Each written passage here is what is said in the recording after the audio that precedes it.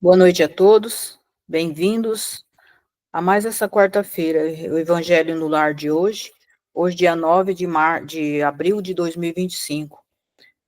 Hoje nós vamos estudar um tema do livro de Ramatias, que é do livro O Evangelho à Luz do Cosmo, e o tema do estudo é O Evangelho é a Lei do Cosmo. Então, começo com o Hercílio fazendo um questionamento, por que é que Ramatias escolheu o tema desse livro? E aí ele vai, falar a respeito do Evangelho, da importância do Evangelho de Jesus. Então, antes, vamos agradecer a Jesus, a sua presença entre nós, agradecer ao irmão Ramatias por todo o ensinamento que ele nos traz, que nos trouxe e continua nos trazendo. Agradecer também a nossa mãezinha Maria de Nazaré, que sempre nos ampara, que é a mãe da humanidade, nossa mãe, a mãe de Jesus, e agradecer a toda a espiritualidade que coordena esses estudos do Evangelho no Lar, e que essa noite nós possamos abrir nosso coração para ouvir essas palavras do nosso irmão mais velho, e que elas possam trazer paz, esperança e fé. Que assim seja, graças a Deus. Então ele começa dizendo assim: o evangelho, ele não é simplesmente repositório de máximas e advertências morais, nem somente é um código de preceitos exclusivos de qualquer instituição humana religiosa, devidamente credenciada para representar Deus na Terra. Em verdade, o evangelho, relatando a experiência vivida integralmente por Jesus em 33 anos de sua vida física, é para demonstrar a todas as leis que governam e disciplinam o universo. Então, ele vem dizer que tudo isso que Jesus veio nos dizer foram experiências vividas por Jesus nesses 33 anos que ele viveu conosco, aqui no plano físico. E que isso simplesmente ele não veio trazer, não é uma verdade de uma determinada religião, né? Ele veio demonstrar as leis que regem o cosmo inteiro. Então, os conceitos do Mestre Jesus, paralelamente à sua conduta e ação em comum, elas podem ser aceitos como um compêndio humano a expor os objetivos de Deus na sua criação, ou seja, o Evangelho é um resumo, né, de todas as leis que regem todos os universos, o cosmos em geral. Então, enfim, repetimos, o Evangelho não é um código moral adequado a um certo tipo de humanidade, mas é um tratado feito de bem viver, que pode orientar em qualquer época, qualquer tipo humano, em qualquer longitude terrestre ou astronômica. Então, em qualquer lugar, o evangelho, na verdade, ele não foi algo criado pensando no planeta Terra.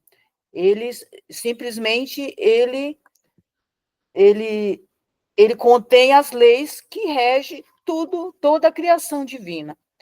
Proporciona uma transmutação consciente e evangélica, onde o homem termina vivendo a sua melhor experiência para Deus. O evangelho, portanto, ele é o caminho da evolução indicado pelo Criador à criatura, constituindo-se numa fonte íntima de libertação de Deus em nós. O homem evangelizado é a criatura que vive corretamente no seu mundo pequeno, a mesma pulsação criativa e vibração sublime do mundo grande. Daí, o motivo por que os velhos orientais, eles já apregoavam há milênios que o macrocosmo está no microcosmo e o que está em cima está embaixo. Enquanto a ciência moderna, ela aceita que átomo, ela é a miniatura de uma constelação e a constelação é a amplitude do átomo. Então, integrando-se na vivência absoluta do evangelho, o homem ele vai exercitando no seu mundo transitório da matéria para assimilar e ajustar o metabolismo da lei suprema do universo. E, em consequência disso, os preceitos morais expostos por Jesus refletem também os princípios do próprio universo. Então, aqui ele está dizendo, né, que por isso que se diz, né, que o macrocosmo está no microcosmo, porque tudo isso, essas leis, e também dentro de cada ser, existe, é o microcosmo, né? Porque ali está contido tudo que está no macro. Tudo que existe no universo também está dentro do nosso universo individual. E ele diz que a própria ciência, quando ela fala que o átomo é a miniatura de uma constelação e que a constelação é a amplitude do átomo, de uma certa forma, também já está exemplificando essa lei. E tudo isso, né, ele vem, para que o evangelho serve? Para que serve essas leis criadas no cosmos, criadas por Deus? Elas servem para nos ajudar a ajustar, né, a essa lei suprema do universo e nos ajustar conosco mesmo, como seres divinos que somos. E ele continua: embora a mente humana se diversifique pela necessidade de subdividir e de operar em várias esferas de atividade, o certo é que no âmago do ser, a pulsação criativa de Deus, ela é um princípio único, indesviável, sustentando as criaturas. Então, não importa quanto nós temos que nos dividir nas nossas tarefas do dia a dia, nas nossas vivências do dia a dia, mas lá no fundo, na nossa essência, existe essa pulsação criativa de Deus, que é um princípio único, que é invariável e que sustenta a vida de cada um de nós. O homem, que é partícula divina, e não o todo cósmico, precisa convencionar contrastes e elementos opostos em todos os fenômenos e condições da vida humana. E essas condições é essa dualidade, né? Então, essa dualidade, então, que ele fala, essa diversidade de contrastes, de elementos opostos, isso é a dualidade. Então, a dualidade serve-lhe de base para afirmar e desenvolver a sua consciência individual. Então, tudo isso, essa questão de dualidade, de elementos opostos, desses contrastes, ele vem para que nós possamos criar a nossa própria consciência individual. Apesar de sentir ou mesmo saber que Deus é entidade monística, indivisível e único a gerir o cosmos, o espírito humano ainda encontra dificuldade em conceber essa natureza divina absoluta. Assim, embora não exista qualquer separação na manifestação da vida, o homem cria uma conceituação de aparente oposição no metabolismo da vida cósmica.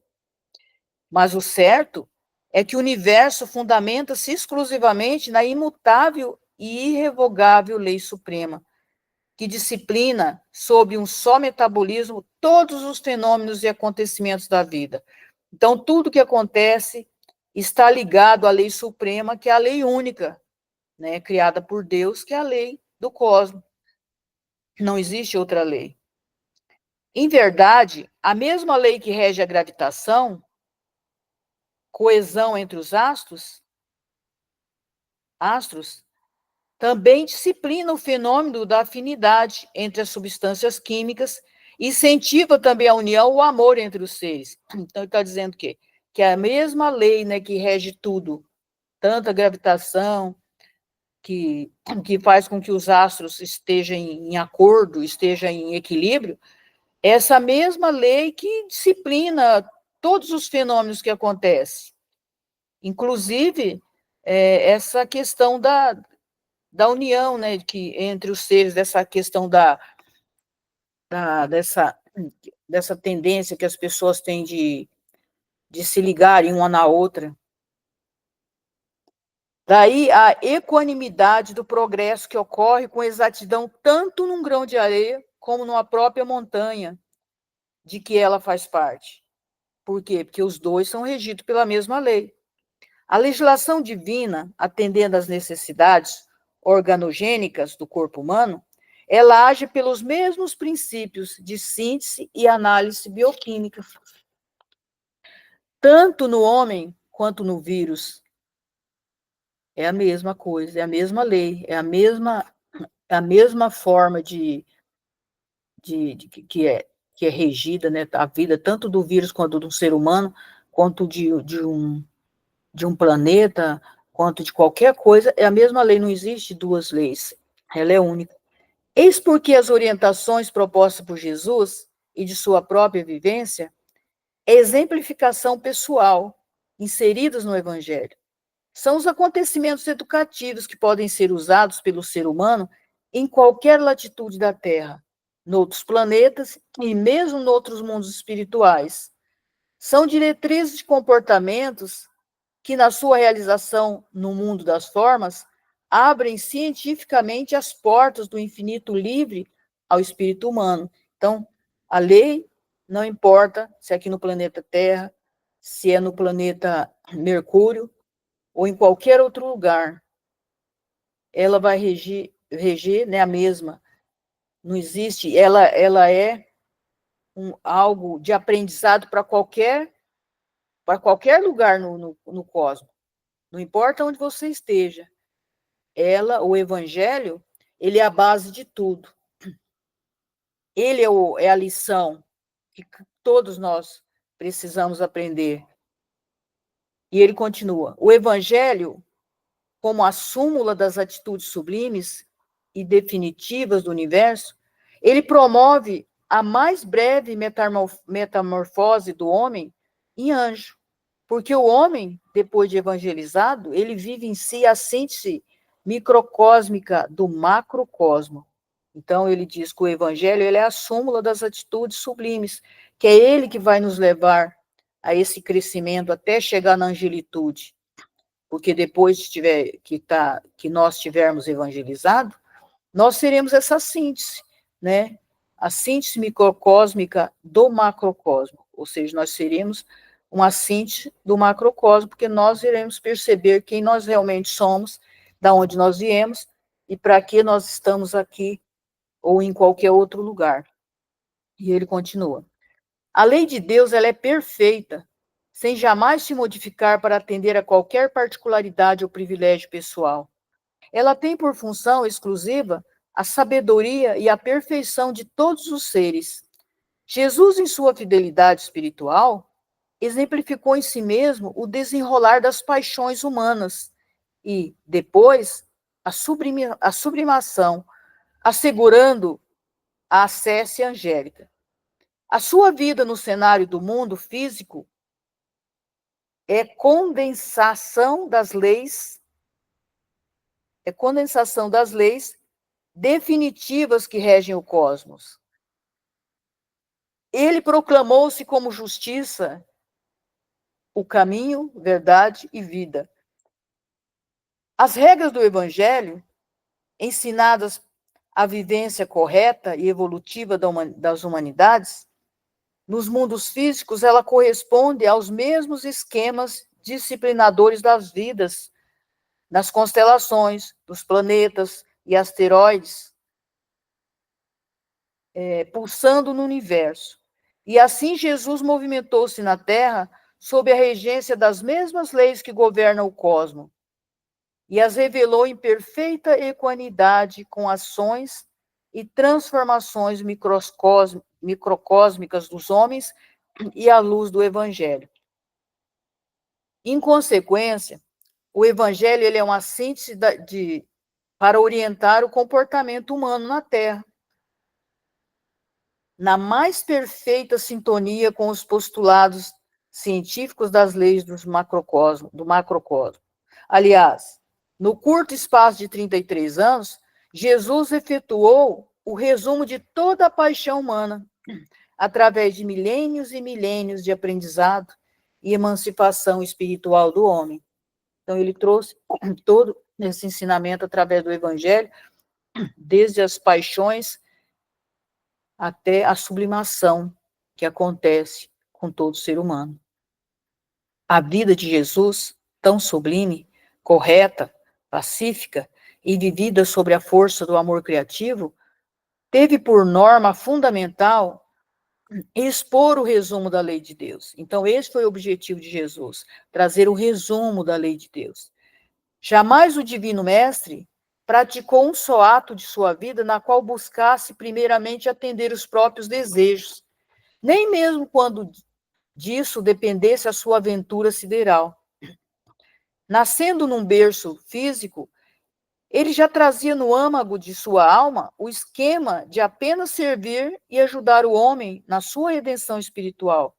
Então, ele não se preocupou, né, com a ascensão, porque assim como ele era um anjo, ele ainda tem outros, né, outros degraus a mais, mas ele não se preocupou com isso.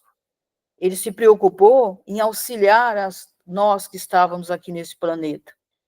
Então, ele continua: justo, bom e sábio, assim como Deus transborda de amor e nutre a vida no universo, o sublime amigo transfundia todo o seu amor nos atos mais simples. Em qualquer circunstância, ele se colocava sempre em último lugar no jogo dos interesses humanos, pois, semelhante à lei do Pai, que promove indistintamente a felicidade de todos os seres, bastava-se a si mesmo. Era semelhante à árvore benfeitora, que nasce, cresce e torna-se frondosa, para depois amparar com a sua sombra amiga, desde o cordeiro inofensivo até as feras mais carniceiras. Então, toda a sua vida, ele teve um único objetivo. Qual que era o objetivo de Jesus? Mostrar o caminho da redenção pelo amor, que se traduzia nele através de servir desinteressado e absolutamente fiel. Então, o seu coração e a sua mente nada mais lhe significava do que o fundamento e incessante oferenda viva para ajustar, corrigir e orientar o homem no sentido de realizar a sua mais breve felicidade. Ou seja, ele veio, né, para trazer, olha, o amor e nos ajudar a nos ajustar, a nos corrigir e nos orientar também no sentido para que a gente, mais rapidamente possível, a gente consiga terminar o nosso caminho, né, que nós estamos seguindo. E ele continua: diante da mulher adúltera, quando ele exclamou: vai e não peques mais, ele buscou cumprir a lei de Deus, que atua de modo corretivo, mas não punitivo, pois ela ajusta e cria, pois ela ajusta e cria, jamais destrói. Então, quando ele fala aqui nessa questão que ele veio para corrigir e não para punir, porque, na verdade, corrigir é tentar modificar um comportamento, né? E punir já é um castigo, já impor alguma coisa a alguém. Então, por isso ele veio para corrigir, não para punir. E ele continua: e ainda em correspondência à vibração cósmica, que restabelece toda a harmonia, Jesus fez uma advertência severa aos perseguidores daquela pecadora e os chamou à ordem, uma vez que projetavam na infeliz os próprios erros e recalques humanos. Quando então lhes disse: quem não tiver pecado, atire a primeira pedra, pois a descoberta todos os vícios e paixões humanas, conclamando aqueles falsos virtuosos a uma correção íntima, convencendo-os de que, embora a lei do sinédrio lhe mandasse, né, lapidar as mulheres adúlteras, isso só poderia ser executado por criaturas que não tivessem nenhum pecado, mas ali não tinha ninguém que não tinha nenhum pecado. Todos eles também, né, eram pecadores, inclusive muitos, com certeza, tinham, né, os atos dela tinha sido junto com eles. E ele continua: em verdade, através de Jesus, refletiam-se tanto quanto possível as leis cósmicas, que corrigem excessos, distorções e desvio do metabolismo da vida, e magnificamente sintetizada no Evangelho. Então, todas as coisas que Jesus fez, todos os atos, todos os pensamentos, todas as palavras, foram baseados no Evangelho, sem contar, né, na vivência, né, da experiência dele, que era uma experiência, porque ele já era evangelizado, né? Jesus já tinha esse Evangelho impregnado no seu âmago, na sua alma. E ele continua: ali se demonstravam na forma de conceitos, máximas, parábolas e princípios que devem reajustar a constelação humana. Então, ali no Evangelho, Jesus nos trouxe tudo isso, através das máximas, das parábolas, através da sua própria vivência tudo isso que ele trouxe com o único objetivo de ajustar a nossa caminhada, de reajustar a nossa trajetória. E a mais breve ou demorada integração evangélica, ela depende fundamentalmente do grau da consciência espiritual de cada um, e não de sua memória pregressa. Ou seja, ele estava dizendo, não importa se a gente lembra, né, das nossas outras vidas, das nossas experiências ou não, isso não vai fazer diferença na nossa caminhada. Na verdade, o que vai fazer diferença na nossa caminhada é o grau de consciência espiritual que nós vamos abrindo através de experiências, através de nós exercitar, né, a vivência do evangelho na nossa vida. Aos poucos nós vamos abrindo a nossa consciência, é isso que vai nos levar, na verdade, à nossa integração com Deus, através dessa integração evangélica. Não é nos lembrar, quem eu fui na outra vida, o que eu fiz na outra vida, isso não importa. Importa o que eu estou fazendo nessa vida, o que eu estou procurando exercitar nessa vida. E ele continua. O vosso orbe é pródigo de líderes religiosos, católicos, protestantes e mesmo espíritas, ou pretensos iniciados que pregam e divulgam o evangelho, mas ainda não assimilaram para o próprio viver cotidiano os mesmos ensinos sublimes que eles tentam incutir no próximo, os mesmos ensinos sublimes que eles tentam incutir no próximo, são apenas distribuidores de azeite, com o objetivo de acenderem as lâmpadas alheias, mas, infelizmente, pela sua negligência ou retardo espiritual, terminam às escuras por falta de combustível em sua própria lâmpada. Então, aqui ele dá um puxão de orelha, né, bem dado em nós. Por quê? Porque à medida que a gente estuda o evangelho, que a gente proclama o evangelho, a gente passa, né, como se quisesse que o nosso próximo vivenciasse o evangelho, mas nem nós não vivenciamos ainda. E muitas vezes aponta o dedo, né, para o outro, dizendo, pô, fulano ainda faz isso, fulano é assim, fulano é assado, mas nós também ainda somos assim, nós também ainda somos assim assado. Nós também ainda não adquirimos essa consciência evangélica, nós também estamos a caminho. E aí vem, né, a questão da tolerância com nós mesmos e também com o outro, né, com o próximo, que nós devemos exercitar no nosso dia a dia. Então, nós ainda estamos muito longe, né, de termos, né, nós ainda somos, como ele diz, distribuidores de azeite. A gente ainda quer que o outro acenda a lâmpada dele, mas nós ainda estamos tentando acender a nossa. Nós ainda estamos tentando colocar azeite na nossa. E aí, aqui, ele termina com esse parágrafo dizendo assim, só as almas que abrangem maior área da realidade espiritual assimilam mais facilmente toda a força, coerência e veracidade da lei suprema, expressa através do evangelho. Aliás, nenhum homem pode transmitir a outra pessoa a sua experiência espiritual do reino divino. Assim como o cego de nascença não se apercebe do teor da luz que ilumina, o mundo,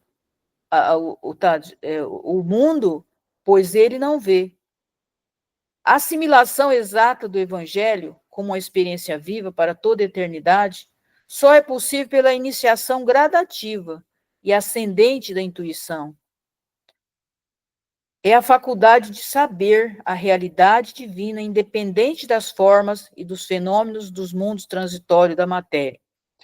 Então, ele diz aqui que só as almas, né, já mais espiritualizadas, mais esclarecidas consciencialmente, não intelectualmente, que são capazes, né, de já entender essa questão que o Evangelho veio nos trazer, que é a força, a coerência, a veracidade, né, da lei suprema, de entender essa lei divina.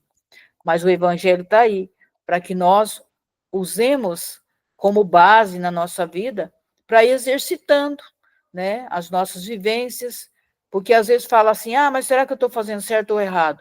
Mas se você parar e perguntar o que Jesus faria no seu lugar, eu me perguntar o que Jesus me faria no meu lugar diante dessa situação, seria o que o Evangelho prega, porque Jesus faria aquilo de acordo com o Evangelho. Em qualquer situação, Jesus sempre se portou de acordo com o Evangelho. Todas as atitudes dele, que ele tomou, todas as vivências que ele teve aqui entre nós no plano físico, foi baseado no Evangelho. Nenhuma delas tinha discrepância do Evangelho. Elas estavam coerentes. Aquilo que ele falava era aquilo que ele vivia.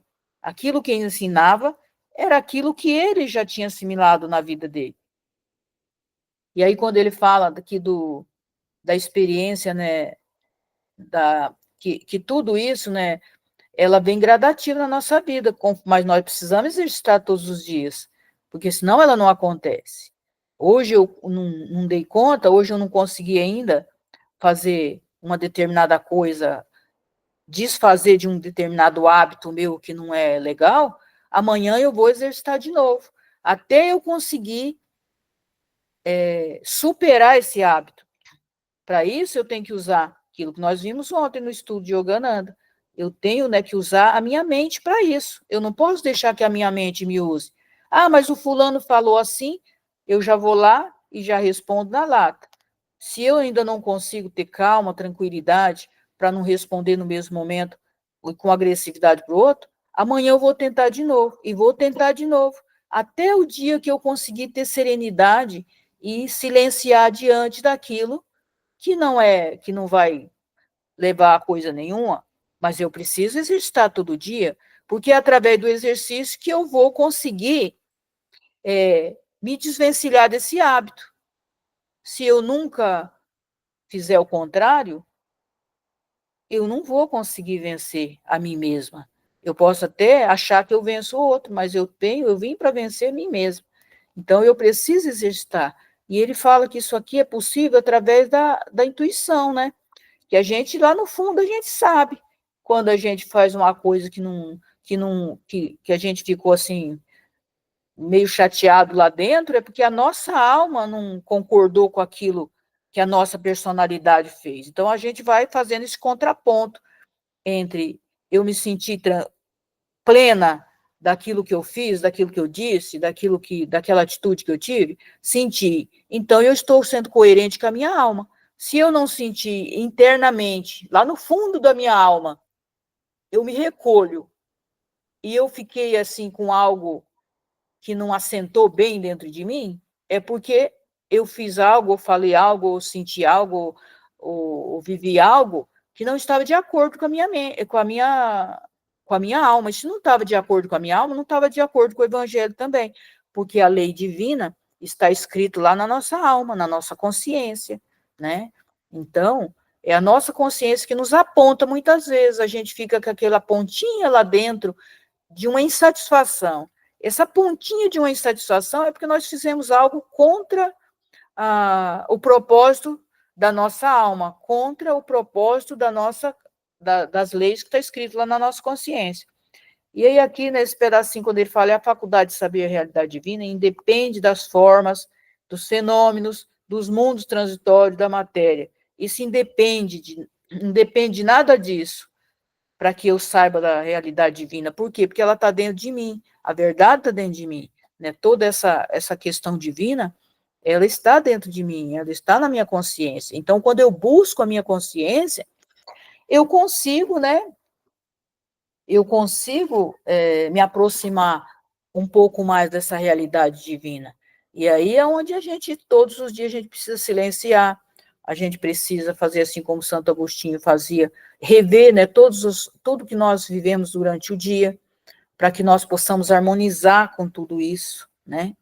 Se algo ficou ali que não encaixou, eu preciso perceber aonde é que não se encaixou, por quê, o que está acontecendo, né? Da onde que isso surgiu internamente dentro de mim, para que amanhã eu tenta, como Jesus disse, como ele fez, ele corrigiu, né?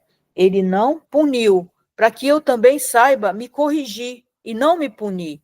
Porque quando eu me puno com a culpa, isso não vai me servir de nada, pelo contrário, isso vai me distanciar ainda mais, e isso vai demorar um tempo maior para que eu adquira a minha consciência plena, porque eu vou ficar parado numa situação que aconteceu, sentindo culpa, por que eu fiz isso, por que eu ainda faço isso, porque não sei o quê, e aí eu não vou seguir em frente. E eu preciso seguir em frente, mesmo que eu fiz algo que ainda não é desejável, que eu ainda não consegui viver o evangelho, mas eu preciso continuar, porque só existe agora esse momento, não existe mais nada. Não existe mais nada.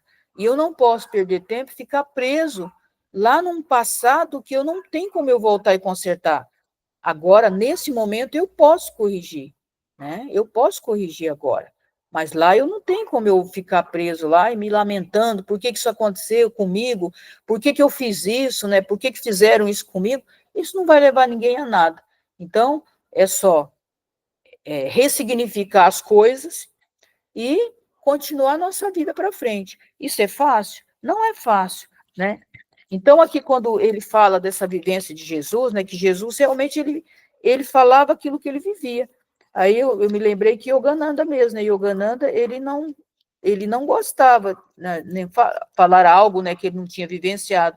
Por quê? Até pelo fato, né, que ele não sabia como era a experiência, porque às vezes a gente fala uma coisa porque a gente supõe que aquilo fosse daquela forma, mas às vezes se eu passar por aquela situação, não vai ser daquela forma que eu pensei. Então, por isso que Jesus falou não julgais para não ser julgado, porque às vezes eu olho a vida do outro e eu acho que ele podia fazer melhor, mas às vezes se eu passasse por aquela experiência dele lá, com a individualidade dele, seria uma outra experiência muito diferente. Eu sei das minhas experiências, mas eu não sei da experiência do outro, eu não sei do tamanho da sensibilidade do outro, eu não sei do tamanho da dor do outro, eu não sei do tamanho da história do outro. Então, cada ser, o que a Ramatiz fala bem claro aqui, cada ser tem um caminho, está seguindo um caminho. As experiências não vão ser iguais para todo mundo, né?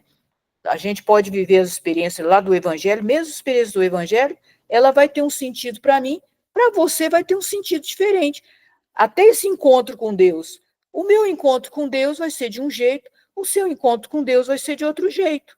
Não vai ser a mesma coisa, não vai ser da mesma forma. Então, por isso, a gente não pode ficar preso na matéria ou querer viver a experiência que o outro viveu, ou querer que o outro viva a experiência que eu vivi, porque a experiência pode ser até a mesma, vivenciando uma mesma história, mas a experiência que cada um vai levar dessa história é diferente, porque nós somos seres individuais. Nós temos essa ligação divina, todos nós temos, mas também nós temos essa individualidade. Nós temos uma forma de sentir, uma forma de dizer, uma forma de fazer, uma forma de experienciar, que é diferente do outro. Então, às vezes a gente quer que o outro faça uma coisa do jeito que eu faço, por exemplo, né? A gente tem essa tendência. Ah, mas por que o outro não fez assim? Por que o outro fez de outro jeito? Mas é a forma daquela pessoa, da vivência dela, é a forma que ela vai adquirir aquele aprendizado, que vai ser diferente da forma que eu vou adquirir o aprendizado. No final, nós vamos chegar no mesmo lugar, mas com caminhos muitas vezes diferentes, com experiências diferentes, com sentir diferentes, mas todos nós vamos chegar nesse patamar.